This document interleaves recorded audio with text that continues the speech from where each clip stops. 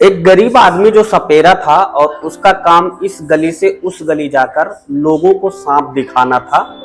लोग उससे सांप देखते और बदले में उसे चंद सिक्के, आटा, दाल, चावल और कुछ कपड़े जो जिनकी श्रद्धा के हिसाब से होता था वो उसे दे देते थे।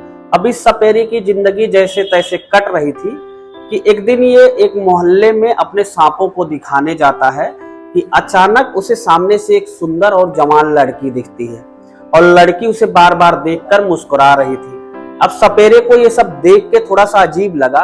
सपेरा उससे पूछता है, मैडम क्या बात है, आप बहुत मुस्कुरा रही हो? तो यह सुंदर और जवान लड़की सपेरे से कहती है कि हमसे दोस्ती करोगे क्या? अब सपेरा बोलता है, हाँ क्यों नहीं, आप जैसी सुंदर लड़की या सुंदर स्त्री को देखने के बाद कौन ऐसा व्यक्ति होगा जो दोस्ती करने के लिए मना कर दे। तो लड़की कहती है कि दोस्ती तो मैं तुमसे कर लूंगी, पर आपको मेरा एक काम करना होगा। जब लड़की काम बताती है तो सपेरे के पसीने छूट जाते हैं और वह एकदम से दंग रह जाता है और आखिर में दोस्ती करने को मान जाता है। अब लड़की उस सपेरे का नंबर लेती है और दोनों के बीच एक दिन में कई बार बात का दौर शुरू होता है। अब दौर आगे बढ़ता है तो ये सपेरा इस लड़की के घर में सप्ताह में 2-4 बार आना जाना शुरू कर देता है। दोनों के बीच इस दौरान कई बार शारीरिक संबंध भी स्थापित होते हैं। सपेरा बड़े बड़े सांपों को अपने बस में कर लेता था, लेकिन एक सुंदर लड़की ने अपनी सुंदरता के दम पर ना ही सपेरे से अपना काम निकलवाया बल्कि उसके साथ मिलकर एक हत्या भी करवाई। जब हत्या हो जाती है तो अगले दिन जांच के बाद हत्या का खुलासा होता है तो लोग हत्या के इस अनोखे प्रकार और हत्या की पूरी कहानी सुनकर दंग रह जाते हैं। दोस्तों, आज मैं जो आपको कहानी सुनाने जा रहा हूं वह कहानी ना ही अपने आप में एक अनोखी कहानी है बल्कि इंसानियत को शर्मसार कर देने वाली कहानी है। नमस्कार, प्रणाम, आदाब, शास्त्रीय काल। क्या हालचाल? उम्मीद है आप स्वस्थ होंगे, मस्त होंगे। वीडियो में आगे बढ़ेंगे, कहानी आपको सुनाएंगे, पर वीडियो में आगे बढ़ने से पहले आपसे मेरा विनम्र अनुरोध कि अभी तक चैनल को सब्सक्राइब ना किया हो तो चैनल को सब्सक्राइब कर लेना और बेल आइकन की बटन को प्रेस कर लेना ताकि मेरे द्वारा अपलोड की गई सभी कहानियों का नोटिफिकेशन आपको आसानी से मिलता रहे। दोस्तों, ये सच्ची घटना जो मैं आपको सुनाने चल रहा हूँ ये है उत्तराखंड का एक जिला पड़ता है नैनीताल। नैनीताल का एक कस्बा है हल्द्वानी। 15 जुलाई की सुबह लगभग 6 बजे जब लोग सुबह मॉर्निंग वॉक पर निकल रहे, हल्द्वानी की एक जगह है 3 पानी रेलवे क्रॉसिंग। उस रेलवे क्रॉसिंग के बगल एक कार पार्क है। कार जो है वो स्टार्ट है लेकिन काफी देर से ना आगे बढ़ रही है ना ही कार के अंदर या बाहर कोई हरकत हो रही है। अब एक व्यक्ति जो मॉर्निंग वॉक करने जा रहा था, जब मॉर्निंग वॉक करके वापस लौट रहा था तो उसने देखा कि कार जिस स्थिति में पहले खड़ी थी उसी स्थिति में स्टार्ट पोजीशन में उसी स्थान पर खड़ी है। अब ये व्यक्ति कार के पास रुक जाता है और कार के अंदर झांक कर देखता है तो कार के अंदर की पिछली सीट पर एक व्यक्ति औंधे मुंह लेटा हुआ है। अब पहले तो यह व्यक्ति कार के अंदर लेटे व्यक्ति को बुलाता है, पर जब कार के अंदर से कोई जवाब नहीं मिलता है तो और लोगों को भी बुला लेता है। अब काफी लोग यहाँ इकट्ठा हो जाते हैं और बाद में पुलिस को संदेश दिया जाता है। कुछ देर बाद मौकाए वारदात पर पुलिस भी आ जाती है। पुलिस आती है, कार के दरवाजे को खोलने का प्रयास करती है, पर शायद कार के दरवाजे अंदर से बंद हो चुके थे इसलिए नहीं खुले और अब पुलिस और जनता की भीड़ मिलकर कार के दरवाजे को हथौड़ों से और लोहे के राडों से तोड़ती है और तोड़कर इस व्यक्ति को बाहर निकालती है। पुलिस इसको लेकर तुरंत अस्पताल जाती है। अस्पताल में डॉक्टर जब इस व्यक्ति की नाड़ियों को चेक करते हैं तो डॉक्टर बोलते हैं आप इसे ले जाइए, यह मृत हो चुका है। अब पुलिस के पास सबसे बड़ा सवाल था कि आखिर ये व्यक्ति कौन था और इसकी शिनाख्त कैसे की जाए। अब पुलिस इसको सोशल मीडिया पर और अपने जो भी गुप्तचर हैं उनके माध्यम से लोगों के बीच फैलाती है कि आखिर ये व्यक्ति कौन है।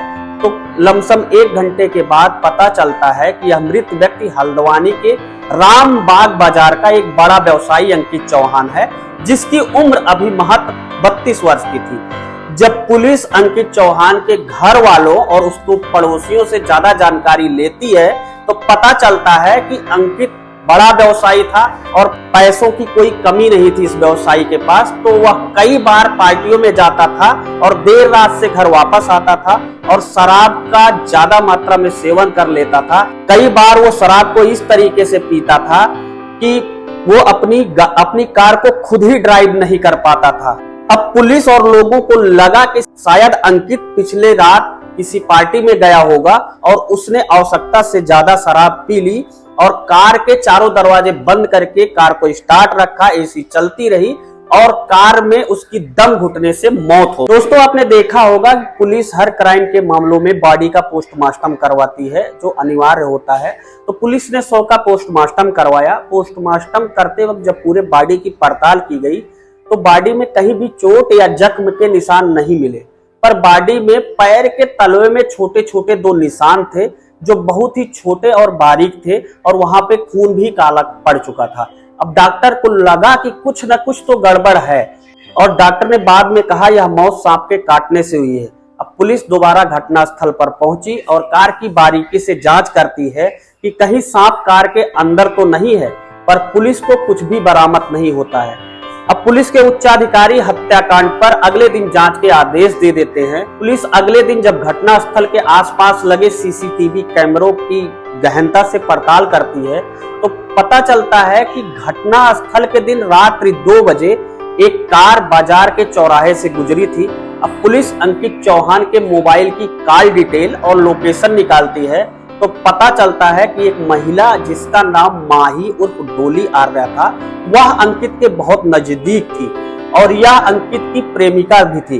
अब पुलिस कहती है कि अगर डोली आर्या सही में अंकित की प्रेमिका थी या दोस्त जो भी थी, पर अंकित के मृत्यु के बाद वह अंतिम संस्कार में नहीं आई। अब पुलिस का शक इस बात से और भी ज्यादा बढ़ जाता है। पुलिस डॉली आर्या के घर पहुंचती है, पर डॉली आर्या घर पर नहीं मिलती है। पुलिस मृतक की बहन ईसा चौहान से कहती है कि आप डॉली आर्या के ऊपर एफआईआर दर्ज कराओ, हम कार्रवाई करेंगे। और मृतक की बहन ईसा आर्या पुलिस के कहने पर डॉली आर्या के ऊपर एफआईआर दर्ज भी करवाती है। पुलिस ने जब माही की कॉल डिटेल निकाली तो पुलिस को इसकी कॉल डिटेल से बहुत चौंकाने वाले राज हाथ लगे। कॉल डिटेल में आया कि माही उर्फ डोली आर्या दर्जन भर से बड़े उद्योगपतियों के संपर्क में थी और उसका यही पेशा था कि हर एक उद्योगपति को ब्लैकमेल करके उससे पैसे वसूलना। और उसकी कॉल डिटेल में एक ऐसा भी नंबर था जो पुलिस को बड़ा अजीब लग रहा था। यह नंबर था रमेश नाथ का, वही जो सपेरे का काम किया करता था। अब पुलिस ने सपेरे रामनाथ को कॉल की और जब उसको पता चला कि पुलिस हमें कॉल कर रही है तो उसने अपना नंबर कुछ दिन के लिए बंद कर दिया, पर पुलिस उससे ज्यादा सयानी थी।